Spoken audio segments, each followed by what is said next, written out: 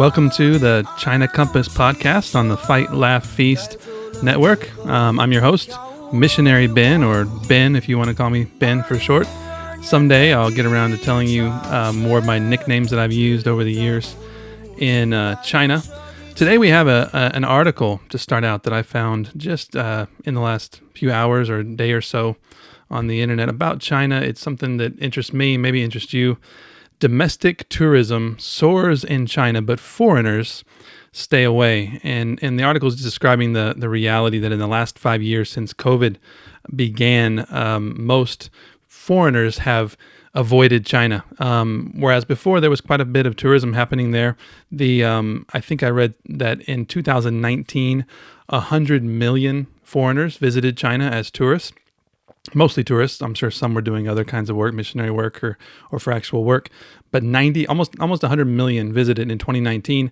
That number in 2023, last calendar year, was about a third, was about 35 million, which still is a big number. I'm jealous of most of those people who made it to China when I could not get there, even if I wanted to. I did try last year to go as well. And I wonder if I'm part of that number because I did have a ticket going in, even though they didn't let me use my ticket. So maybe I'm part of that 35 million that got counted but didn't actually make it into the border. But this article is describing the fact that within China, tourism is growing, and it's always been big. I guess the last 20 years that I've been in and out of China, we saw a huge shift in how native Chinese traveled. When I first got there 20 years ago, 2002, 2003, train travel was by far the most common way to get around, and there were some newer sleeper trains that had some nice bunks on it, and they were fairly fast. You could cross the country in about a day, 24 to 36 hours, depending on how far your trip was, or overnight if you were going within a region. 12-hour trip would get you from Shanghai to Beijing, which was it'd be like going from Washington to Boston, something like that, distance-wise. And then during the 2000s, leading up to the Olympics in 2008 and beyond that, the number of personal vehicles owned by Chinese people just absolutely took off. And so back in 2002 and 2003, you wouldn't see hardly any people just owning a car. It would just be only the rich, only the police, only people that had a car for their work or whatnot. But just the average family would not own a vehicle. But within 10 years, not even that really, almost everyone, it seemed like, in one of the cities, not necessarily the rural folks, they would always have motorcycles or tractors or some way to get around. But in the cities, the number of people that owned a personal car just absolutely went through the roof. And so that increased dramatically the number of people going on road trips for vacation, not just taking the train, not just flying someplace, but actually going on road trips. And so from 2007 to 2012, we ran a little cafe in a Tibetan town in Western China. We ran it not so much to make money, but as a platform to be able to live in that region and have contacts among the people and hopefully share the gospel among them. That went well in some cases and didn't go so well in others. That's another story for another day. But my point is, we saw from 2007 to 12 a huge increase in the number of Chinese tourists visiting our cafe in this tourist kind of route of Western China, where they would take the summer trip and go visit the Tibetan plateau and see the mountains and see the Tibetans, see the culture and whatnot. The number of vehicles we would see increased every year from 07, 08, 09 and on up until we ended up closing in 2012. And but it was just, obviously it was noticeable. We'd have people vacationing there, coming through in their fancy cars from as far away as Shanghai, which is across the country. It'd be like going from Washington, D.C. or the East Coast all the way to Colorado by car, which for us in America, that's not that crazy. But in China, that did seem kind of crazy because that was not the culture up until the early 2000s that really started to take off. And so this the numbers I'm seeing here in this article, that here's the last week's 5-day public holiday to mark Labor Day. We're talking about early May here, is when this 5-day public holiday was, saw 295 million trips made within China, it says. 295 million trips within China. This is domestic tourism. And This is 28% higher than pre-pandemic numbers in 2019. So more people now are traveling. I guess that's similar to, I think, America. The summer or two after the pandemic here, a lot of people took to the highways and took off and did lots of different things. But listen to these numbers here. The figures are staggering. It says 92 million rail trips. So that's a lot. Almost 100 million railroad trips. 10 million air trips. That's a lot, but that's actually a pretty small number considering China has 1.43 or 4 billion people. 10 million air trips. And then here's the big number, 1.25 billion highway journeys. That's a journey almost for every person in the country. So again, I'm not sure how they get these numbers exactly, but that's a huge number. I'm willing to bet, I don't have the numbers here, but 20 years ago, those numbers would have been flipped. It would have been hundreds of millions of rail trips, a relatively small number of air trips, and a relatively small number of highway journeys. So that's interesting. Again, looking at how the Chinese really are traveling, they really are, the middle class is growing there where they can afford to do that kind of travel and leisure, and they love to do all the touristy things. And there's a picture here. I guess I'll link to this article in the show notes. There's a picture here of people dressing up in traditional Chinese outfits and taking pictures next to traditional scenes in an old city with a nice waterway in eastern China. They love to do the tourist thing. And so in Western China, we would see them. Some of them would start kind of trying to imitate what they would see in the West. A lot of new photographers that would try to get the best pictures, huge cameras they would pull out and try to get really good pics, or they would try to do some hiking and stuff like that. But for the most part, they're kind of drawn to just the typical tourist shtick and the tourist trap type places. And I guess that's probably still the case in China today as tourism continues to grow. But the number of foreign tourists has dropped, and they're trying to get them back. I mentioned in the podcast yesterday, well, yesterday for me, it'll be the one before this in the list for you, that foreign tourists are being encouraged more than they were just a few years ago. So if you ever wanted to visit China, if you ever thought about it, I encourage you to go. Find the right dates, find the right prices for tickets, get your visa, go visit, and be really open and talk to people. Talk to me, email me, china.myadventures at gmail.com, china.myadventures@gmail.com. Email me, and I'll let you know maybe who you can meet up with or where you can go and what places have the greatest need. And you could go visit and do a tour of China, visit on your own, do whatever, and then you'll have a chance, I guarantee you, to share Jesus with people as you go and as you travel there. So I would encourage that greatly. Pray for China. Pray for China is the sponsor for this podcast. China Compass Podcast is brought to you by Pray for China. We want to encourage Christians all over America from every state to pray for all of China. Hudson Taylor, way back in the day, was focused, he lived in eastern China, and he saw that all the missionaries were focused on all the eastern port cities. And he said, we got to go inland. We got to move inland. And that's how the China Inland Mission was birthed. And they sent missionaries to every inland province of China, all the provinces back in that time. And they began to evangelize and saw fruit in the inland provinces. In a similar way, I want to encourage Christians to pray for all of China. You probably just know a few of the big cities: Beijing, Shanghai, Hong Kong, Wuhan. We all have heard of Wuhan nowadays. But there's a lot of other places that you've never heard of. And so we want to encourage people to pray for all those places by matching them up state by state, province by province, and you can adopt a province to pray for. Go to prayforchina.us to see which province your state is matched up with to get more information there. You can also follow me on X, on Twitter, at China Adventures, all one word, at China Adventures. There's 2 A's there. China ends with an A, Adventure starts with an A, 2 A's.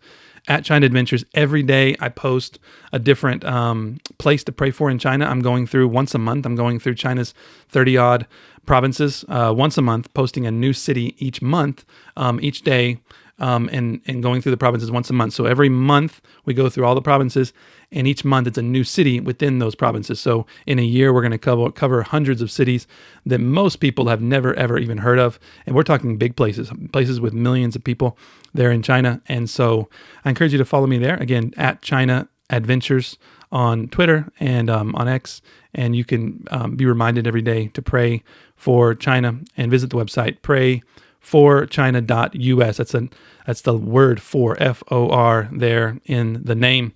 Today, we're going to look at a new province. Last time we looked at Gansu province, Gansu. Today, we're going to look at a province called Qinghai. Qinghai. Got to say it right. If you read it, it's spelled Qinghai, but it's pronounced in Chinese Qinghai. And literally, the name translates as clear lake or blue lake. The word Qing can mean clear or blue, depending on the context. In this context, both fit. It's describing a huge lake that dominates the landscape in northern Qinghai province. It's a beautiful lake. It sits at about 10,000 feet above sea level. It's almost big enough where you can't see across. It wouldn't be as big as one of our Great Lakes, but close, not too far off.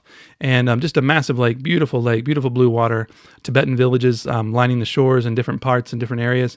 A lot of pastoral, a lot of sheep and yaks grazing on the hillsides around the lake. Some mountains around the lake, not huge mountains necessarily, but a lot of rolling hills and grassy slope mountains around the lake Qinghai. Just a beautiful place. The province is named after the lake. The capital city of Qinghai is called Xining, Xining. Xining means Western Peace. I'm not sure where the name came from precisely, but it's a large growing city there in the foothills of Tibet in Western China, northeastern Qinghai province. It's a city of a couple million people. It dominates overall the province. The province is mostly empty. A lot of Tibetan plateau in Qinghai province. Just a huge open spaces there. Beautiful place. A lot of sunshine. There's a few times a year where you get some rain and some wind and some snow, but mostly sunny. And we're going to get to that in a minute. But Xining is real familiar to us. My wife and I first visited there way back in 2000 and I guess it would have been 2004 when we first arrived in China together, newly married. We knew some people there, made our connections there. It was in Xining, the capital of Qinghai, that we were invited to visit a few other places surrounding that area, some farther, some near. I won't mention the names necessarily yet. But in one place in particular, the name translates to Jade Tree. Jade, Jade, Jade Tree. We visited there and we spent a few months there, my wife and I living in 2004, late 2004. And then we ended up back in the Muslim city of Linsha, which I mentioned in the last episode. And Linsha is just across the border in the neighboring province, Gansu. Qinghai and Gansu are neighbors. They share a huge border. Gansu is right in the middle of China, and Qinghai sits to the west, bordering Gansu, and it shares a huge border with Gansu. So they're similar in many ways. A lot of heavy Muslim Chinese presence, a heavy Tibetan Buddhist presence, and then the cities, the urban areas, have a lot of Chinese people imported from eastern China because they're not native necessarily to that region, but they've been imported over the last 50, 60, 70 years out to the west, and they've taken up jobs and built the cities really from people that grew up or were born in the east and have moved to the west, and that's how those western cities have grown so much there in Qinghai. Qinghai is, again, it's a huge place, the biggest city in the western side of Qinghai. I've never been there. It's really sad to say. I can't believe I never made it out to a city called Golmud. Golmud, really cool name.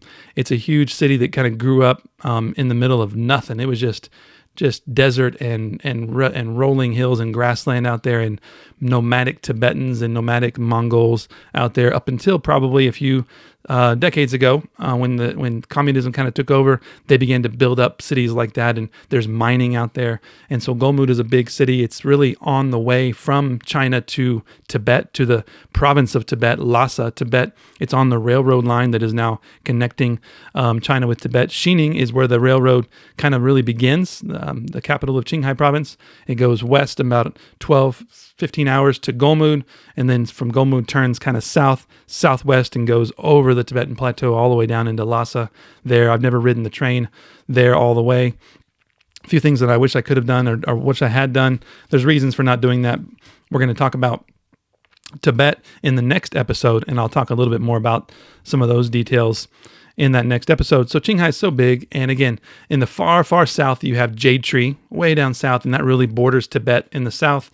In the far northeast, you've got Xining, and then in the west, you have Golmud, and then there's a lot of other places that fill in the gaps there. The highest mountain in the province is really tall. I think it's 20-something thousand feet. There's a few different mountains that are that high, some far off in the far western fringes, and then there's one mountain in particular kind of in the central area that's called Amne Machin.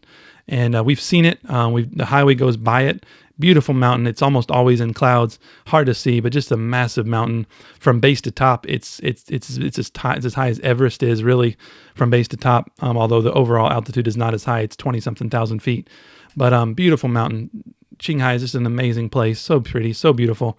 There is something in the news about Qinghai. Before I tell a couple stories, something in the news about Qinghai this not too long, I guess in the last this year. It's been a couple months since this article came out, but it gives a good idea of what Qinghai is like today, I guess you could say. The title of the article is "Qinghai has an ocean of solar power, but nowhere to store it." Qinghai has an ocean of solar power, but nowhere to store it. It's interesting they use that ocean because, I mean, it's as far from the ocean as you can almost get, although it has this huge lake that's beautiful there. Just south of the lake, there's a prefecture called Gonghe, Gonghe. And I should have said this in a previous podcast. I'll go ahead and do it now. China is divided politically into provinces or regions. Sometimes they're called provinces, sometimes they're called regions. And then below that, you don't just jump down to counties or cities. You go down to what they call a prefecture. So every province or region is divided into prefectures, and a prefecture is a grouping of counties or a grouping of counties mixed with cities. And so a prefecture will have anywhere from 6 to 8 or 10 or even up to 15 counties or cities that make up the prefectures. So it's one extra level of division there that we don't really have in America. And so you can imagine one of our states like Texas being divided maybe a dozen different ways into prefectures. You got the Panhandle Prefecture, you got the Far West El Paso Prefecture, you got the Southeast Houston Prefecture, you got the Central Austin area Prefecture, the Dallas Fort Worth Prefecture. That's how China functions. They have these kinds of prefectures that subdivide the provinces. And so this article is about Gonghe Prefecture. Gonghe is the official name is Hainan. I misspoke. Gonghe County is a county within a prefecture that's called Hainan Tibetan Autonomous Prefecture.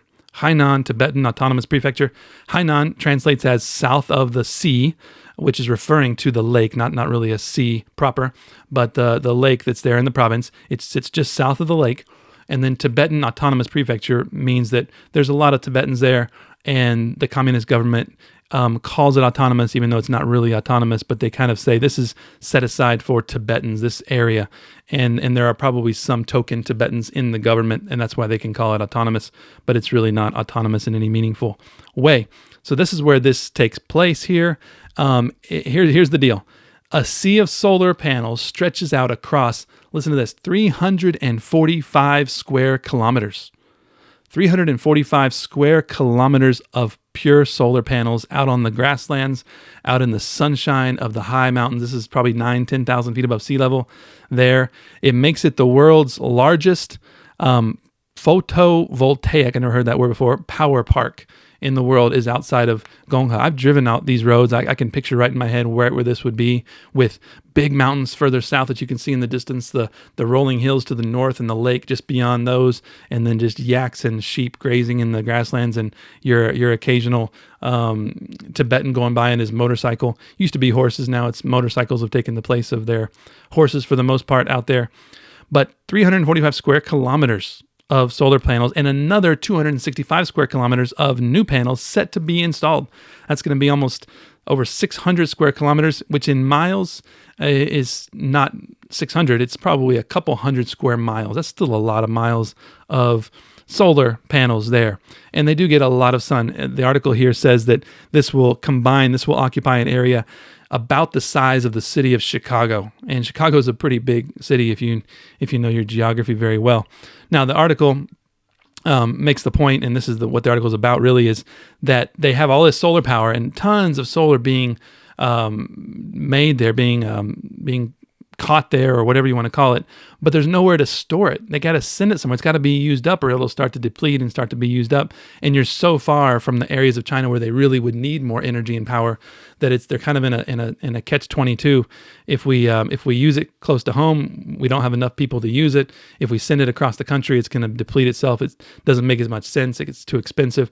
And so I won't go into the details of the article, but I mainly wanted to point out the geography of the region and the reality of what they can do out there with solar power, although the same problems problems come up that come up in many places. Solar is great, but how do you get it from, how do you get a solar power, or how do you get wind power, for instance, from a remote plateau in New Mexico or Colorado to somebody in a city somewhere that really needs the power? It's going to be depleted a lot on its way there. They're having the same issues in China. It sounds cool to say you have the biggest power park in the world, but how much of that is actually going to be useful to their power grid in places where they have millions and millions of people living to actually need to enjoy the power?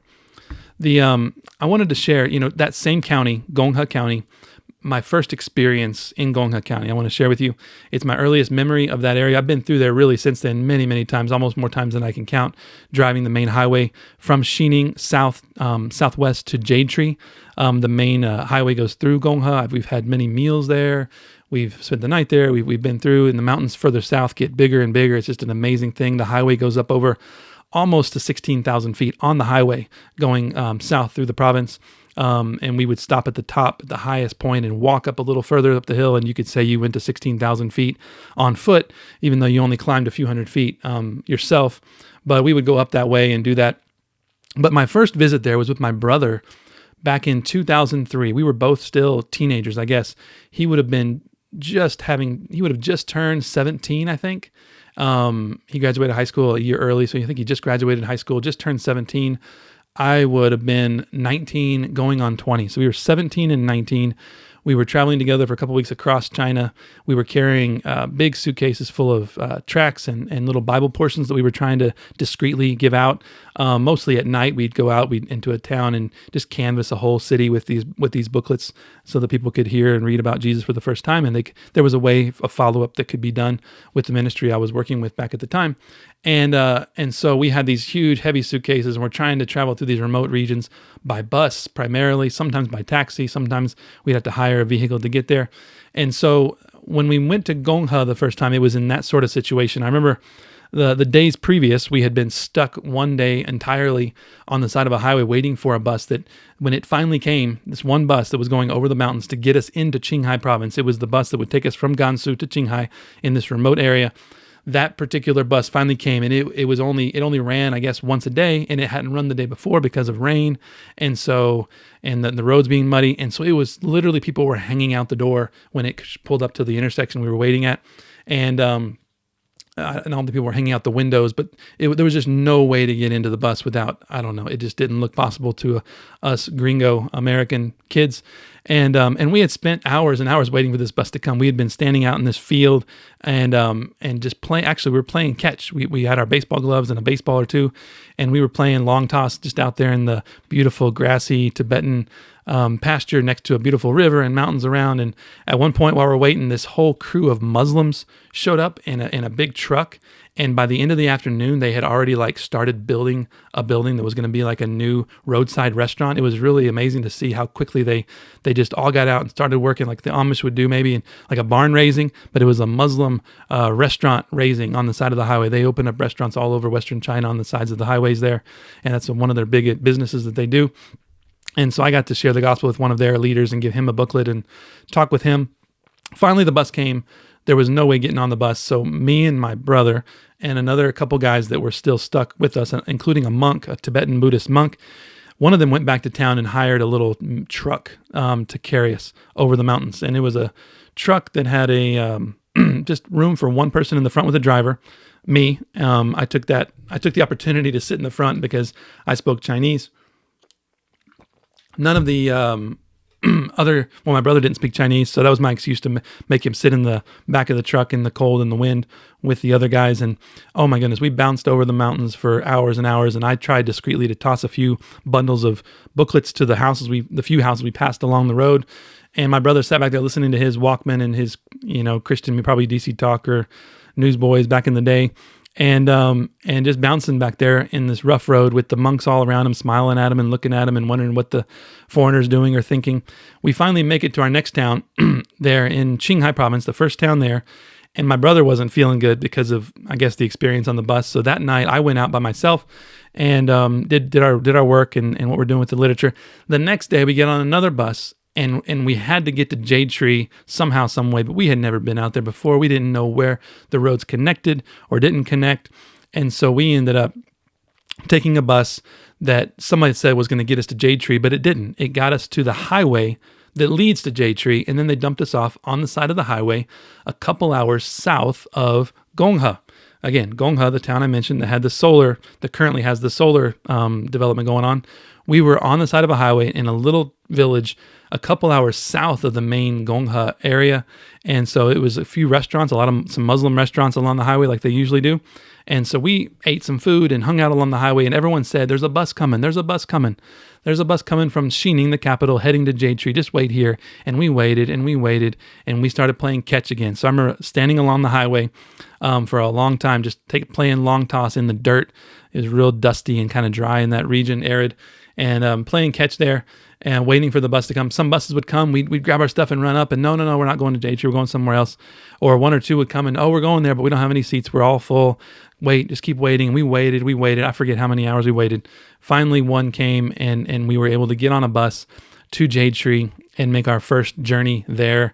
And again, it was from that point on, it was still an overnight ride. It was probably another 15-hour ride over the mountains, all through the night, sleeping on these the buses even would have bunk beds. The way they would do it, it would be 3 rows with 2 aisles in between and 2 levels, so a bottom and a top bunk all the way to the back. And so you'd squeeze into a little bunk and you'd sleep as best you could.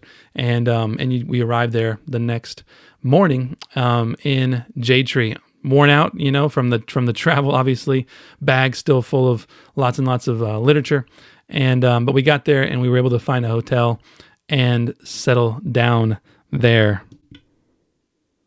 I'm sure we rested most of the day. I know I went out exploring as best as I could, because the reason we wanted to visit there so badly is I had done a lot of research earlier that year, my first year in China, about that region, and I felt that city, Jade Tree, was a place that God was calling me to.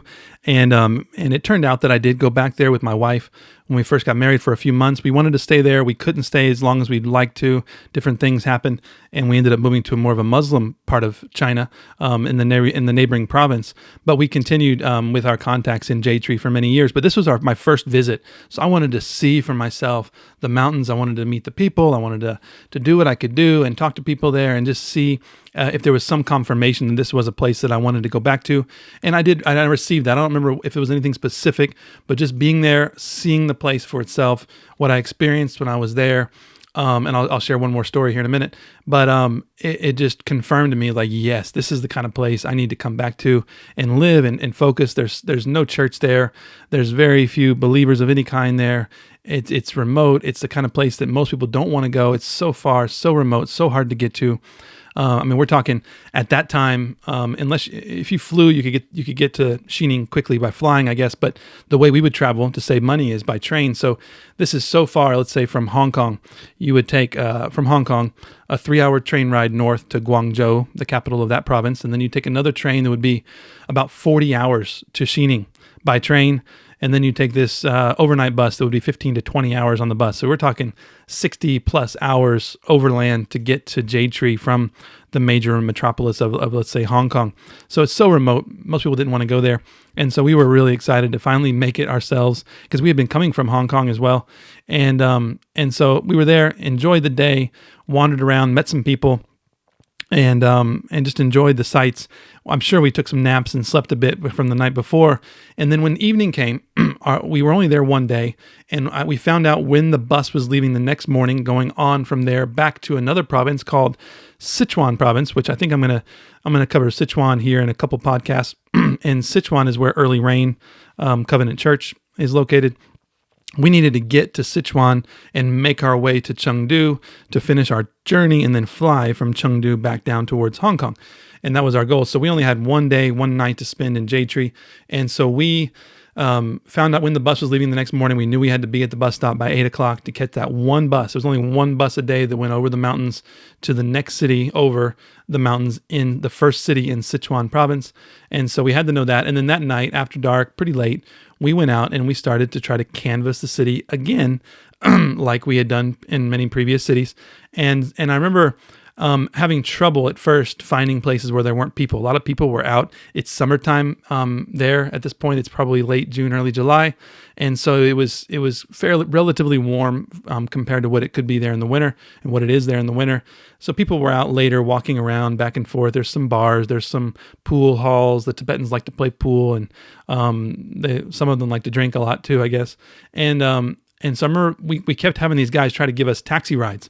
And my brother, I had to teach him how to say a Chinese phrase, don't want, no want, no want, no want. And then in Chinese, that's bu yao, bu yao, bu yao. And that was the simplest way I could tell him to tell these taxi drivers, no, I don't need a ride. I'm good. I'm walking on purpose in circles, around this particular neighborhood. So the little taxis would try to give us a ride, thinking we were lost or we needed to get back down to the main part of town. And so my brother learned how to say bu yao on that particular night. Then we got done a little early. He was tired. He was still recovering from a stomach illness that he claims I gave him earlier in the trip, making him eat some street food that he didn't like. I still deny that, but he was still recovering from the weakness of that whole ordeal. And so he went back to rest early, and I'm like, I can't go rest yet. We're here. It's my only time here this whole year. I got to go back out here and do something. And so what am I going to do? And the funny thing was, even though we weren't out that late, when we got back to our hotel, they had locked the main gate and they had closed it up. And it was like, there was no way to get in. It was hard. There was a security guard somewhere up in the lobby sleeping. And so my brother started climbing over the gate. And I remember him yelling out, just trying to make sure he was still, kind of green, kind of an American. He didn't really know how China worked yet. But so he was yelling out in English and saying, hello, everybody. Hey, I'm coming over the gate. You can open it for me if you want, but if you don't, I'm still coming in. I'm going to go to my room. I'm going to sleep. It's me. I'm not going to hear to cause any harm. I'm climbing over. Here I go. I'm on top of the gate. I'm jumping in. I'm in the gate. I'm okay. Just leave me alone and I'll go to my room. And nobody ever came. Nobody ever said anything.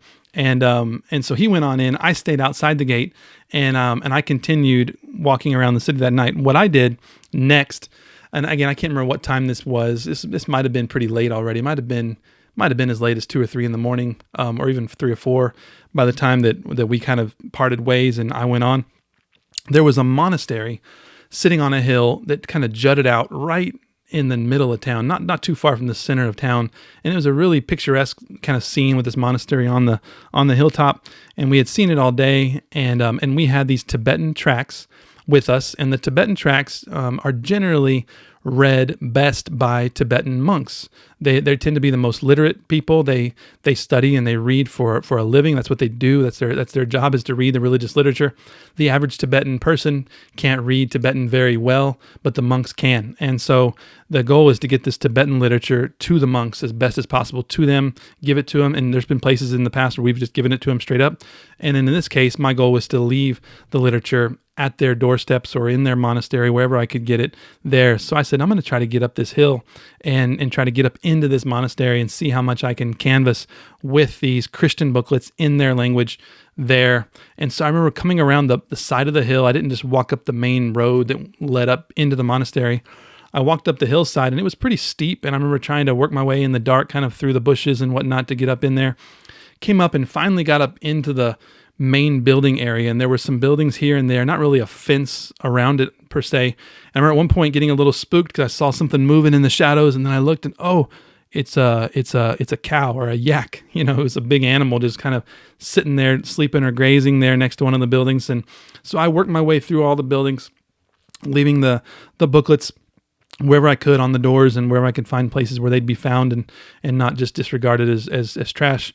And I worked my way up, and it's pretty large. It was like the hill has a little mini peak and then a saddle, and then it goes up the mountainside a little further up there. So I kind of worked my way through and around, trying to stay out of sight, make sure nobody saw me. And I made my way all the way up through the monastery to the top, where there's a shrine of sorts up on top of the hill above the monastery. By the time I got up there, the sun was starting to come up. I mean, it was starting to get light. The horizon was getting a little bit light. And I remember saying, well, I guess I better hurry, but it was still pretty dead. It was early. I forget what time the sun comes up in that region. You forget that China doesn't have any time zones. And so we're in pretty far West China. And so the sun's going to come up. I guess that would be opposite. Sun would be up later in Western China. Anyway, it was probably around between 5 and 6 by this point, and it's starting to get light on the horizon. And so I kind of hurriedly tried to work my way down through this one section of the monastery that I had not yet been, and I had to climb over this wall to get into it. And as I'm up on the little wall and trying to get down and safely get down, my foot slips and part of the plaster on the wall kind of gives way, and I kind of half jump, half fall down into this courtyard, and made a little bit of noise and kind of got nervous and ducked down, made sure nobody came out of the doors and looked at me. But I could have hurt myself, could have sprained my ankle or done something worse, I guess. But I made it in there, and as I started going down through this section, I realized pretty quickly what it was. It was actually the housing for all the monks who belonged to that monastery. It was their housing. It was a steep hillside, and there was a walkway, an aisle, if you will, with a staircase. This is all open air, straight down through the middle. And then every level, there were different platforms, because you're on a hill. It's like you have these different levels and platforms.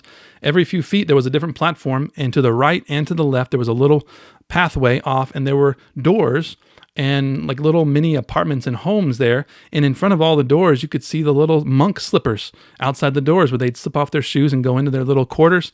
And so I forget how many levels, probably 10 or 12 levels like that as I went down the middle staircase. So every level I would stop and I would quietly tiptoe to the right and leave some literature there, and then tiptoe to the left and leave some literature there.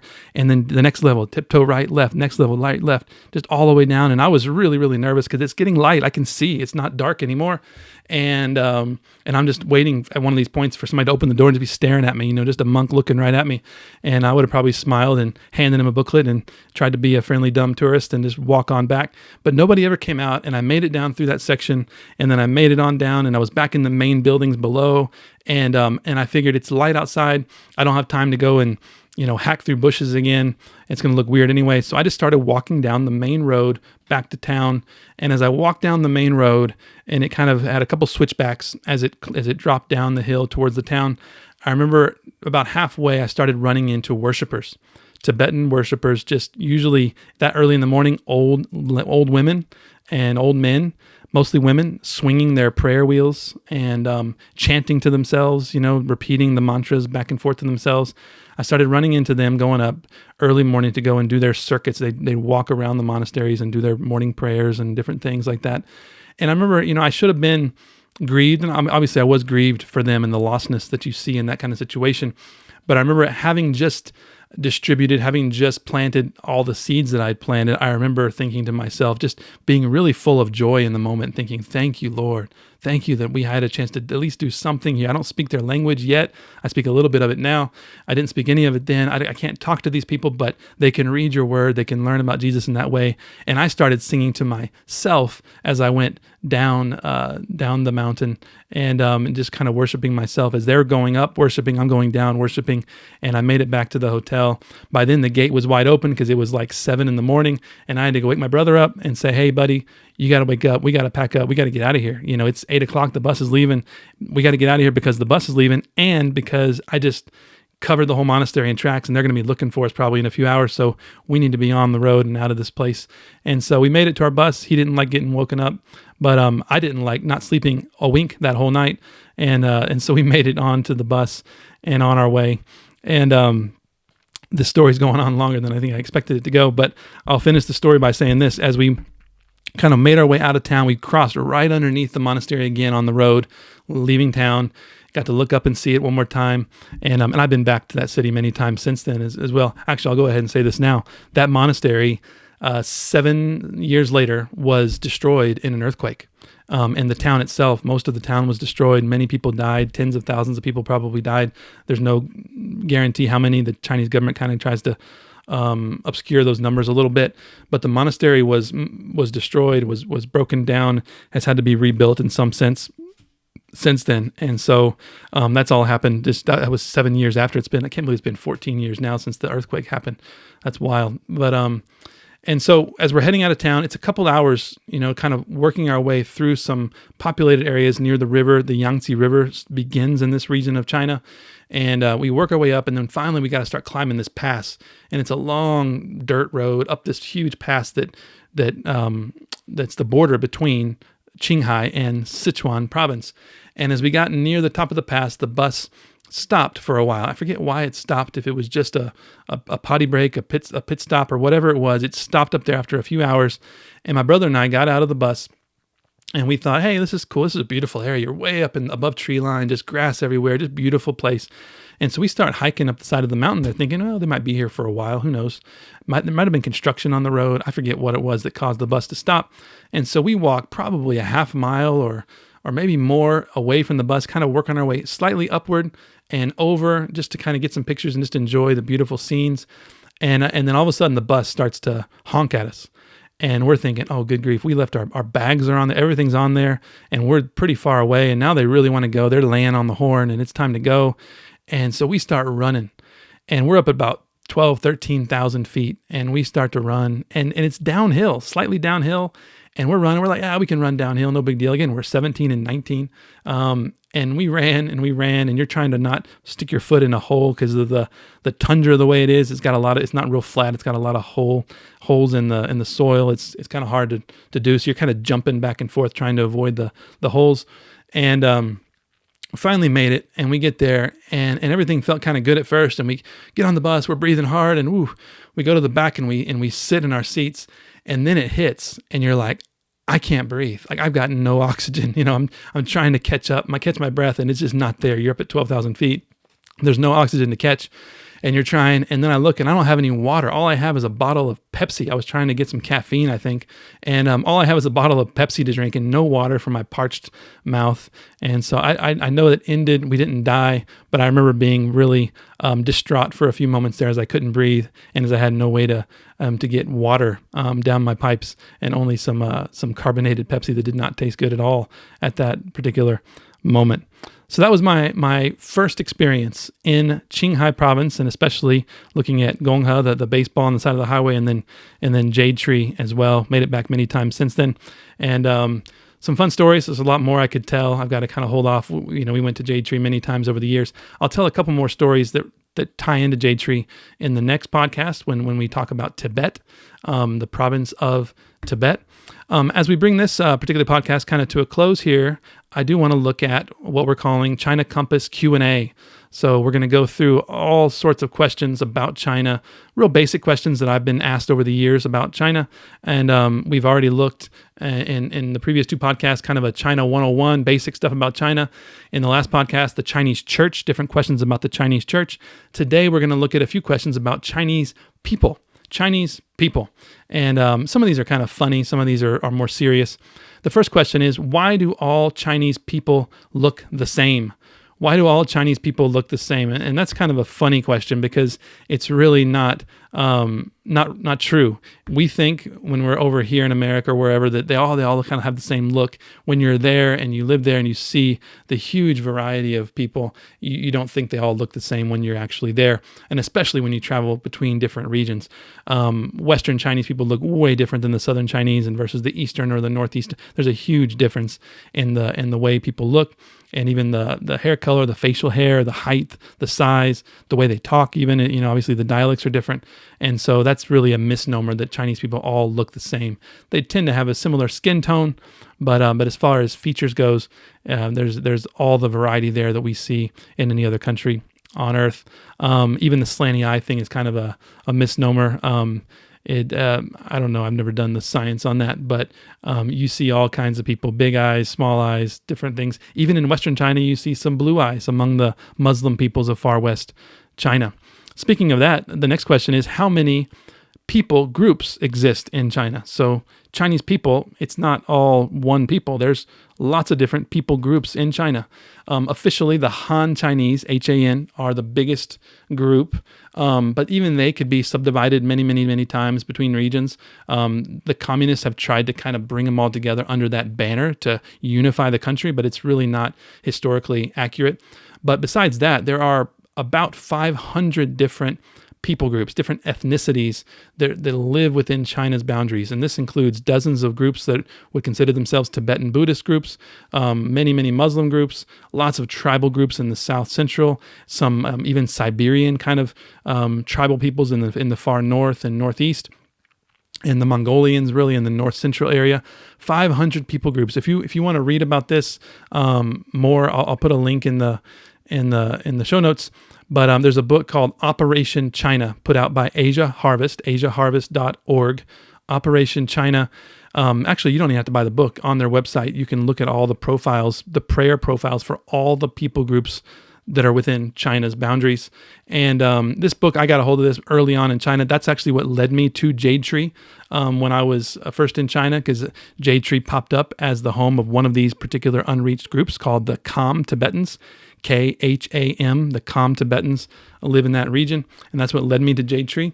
And so there are many people groups in China. Most are small. Some are millions of people, but most are smaller. And so the Han make up the majority, of course, of China, but there are probably 100 million or more total of all these other people groups that make up China. That's a lot of people that speak different languages, have different cultures, different customs, different dialects, and whatnot. Related to that, the next question is, how are there so many Muslims in China? How are there so many Muslims in China? Well, some migrated there many, many hundreds of years ago and intermarried and kind of stayed, and there's still a slight racial connection to the Central Asia area or the Middle East. Most have since converted. So most of the Muslims in China this day, in Central China especially, are racially Chinese. They're not racially Middle Eastern or from other parts. They're racially Chinese, but they're culturally Muslim, deep within. I mean, they've been Muslim for hundreds of years, and they hold on to that culture very, very strongly.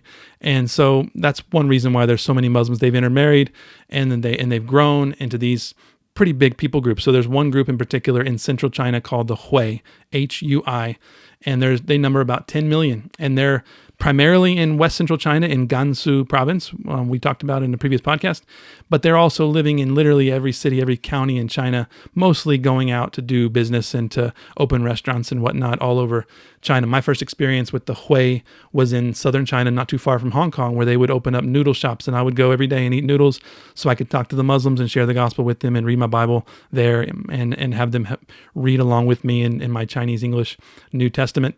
And that was my first experience with them, and that eventually led me to northwest China, to their homeland, where I was able to eventually live for many, many years there. The next question, are Chinese people friendly? Are they friendly? People ask me this question. Are they friendly? Are they hospitable? And I say, yeah, for the most part, they are. There's been a few people over the years that we met that genuinely didn't like me or didn't like foreigners or didn't like Americans, and you could just tell it from the get-go. But that was really a small percentage. Most people are very friendly. They want to talk. They want to help. They want to invite you over for a meal. They want to show their hospitality. And that's true in the urban areas. It's true in the rural areas. For the most part, they're very hospitable, friendly people. And that leads me to the final question I have listed here, which is kind of funny.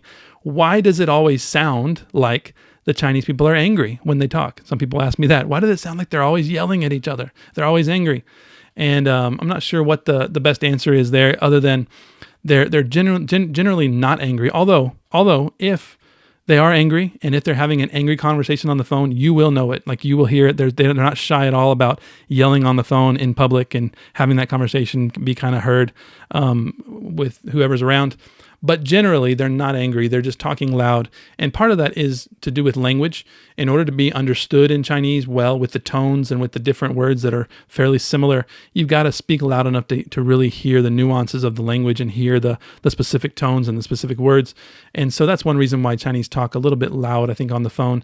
I do that myself. If I'm speaking Chinese on the phone, I'll speak a little loud, a little more pronounced, so that I can make sure they hear the words I'm trying to actually say. And so it's not so much anger as just trying to be clear and make sure that you're understood. But yeah, if you ever hear a truly angry Chinese, I think you would even know the difference. Like, oh, that's actual anger compared to just normal conversation that's kind of sort of loud on the phone there. So I think we covered these questions. I'm sure there are more. If you have any more questions related to any of these particular topics, feel free to write me, china.myadventures@gmail.com, and follow on Twitter at China Adventures. China Adventures, 2 A's there in the middle. And you can pray for China every day. You can see different things that I post, different articles that I'll post on there as well. You can also check out my book, kind of an autobiographical book, Unbeaten. I shared in the last podcast a little bit about the background of that title and that story. But you can check out my book Unbeaten.vip. It's a short book. It's got some helpful appendices in it that talk about everything from how to pray for the persecuted church, why should we use literature in ministry, and other things as well. So check that out, Unbeaten.vip. Check my book. It's available on Kindle, I think for $5 or something like that. Actually, I think it's on Kindle. $5.25 is the price I put it at. Mainly just to be cute, I guess, because $5.25 is the day I was deported, May 25th, 2018, and then the price for the print book I think is $8.88 or something like that. I was just trying to be cute and just kind of pick different numbers that people don't normally use for books or ebooks or whatnot. So check that out, and make sure and join us as well later this year at Prodigal America, the conference that's put on by the Fight Laugh Feast Network. God the Father is waiting and looking down the road for all his prodigal sons to return. Will Prodigal America return to the Father in repentance, confessing that Jesus Christ is Lord, or will we fall to our own destruction and become a pillar of salt as a memorial for other nations? I can't read that last line without thinking of someday China being a Christian nation, lamenting the fall of America, or the fall of the West. And we pray that doesn't happen in quite that way, but that's a very real possibility at this point with how things are headed. Join us on Reformation Weekend, October 31st and November 2nd in Fort Worth, Texas for Prodigal America, the annual Fight Laugh Feast conference. You'll spend the weekend hearing from George Grant, Dusty Devers, my fellow Oklahoman, Steve Dace, James White, Douglas Wilson, and more, singing psalms and feasting and hopefully learning to fight. ProdigalAmerica.com. And it's been good to be with you. This has turned out to be close to an hour. A lot of stories here. Again, you can give me some feedback if you want on china.myadventures@gmail.com or at chinaadventures on Twitter. And enjoy this little bit of music. This song, again, I heard this on the buses thousands of times on those long bus rides throughout Western China back in the 2000s, early 2000s, just over and over again, and got to actually kind of like it. So, I just turned it. You know what? I hit the wrong button. Bear with me while I learn my controls here. This is kind of fun. So that was a shorter clip. This is the longer clip. This has got a musical intro, and then it goes into the vocal as well. So enjoy the last 30 or 40 seconds of this. We will see you next time.